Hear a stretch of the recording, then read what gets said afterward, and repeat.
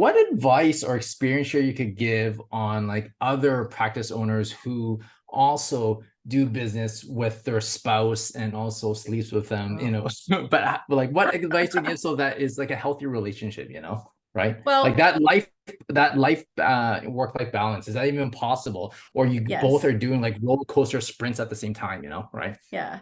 Yeah. Leave the practice. No, I'm just kidding. Leave your practice 1,000 miles away and then you don't know. I'm just kidding. So this took us, it's really an interesting topic that you bring up. And I actually have quite a few friends whose spouse is part of like they're either co-owners or the spouse is part of the practice. And, I think the first rule we all have to keep in mind, and it's the hardest rule, Mike and I finally just had to put it in on ourselves on this. You can't take business home with you.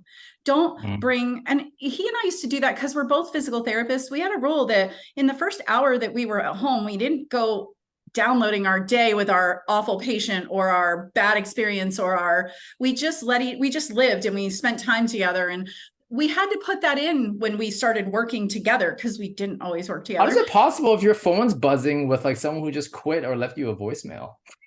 Well, you have to also have policy of Might deal when with is it. it but when is the right time to deal with that? Is it a good idea to be looking at your phone and not being present with your spouse because that creates problems? You're already together 8 hours a day potentially Mm. at work.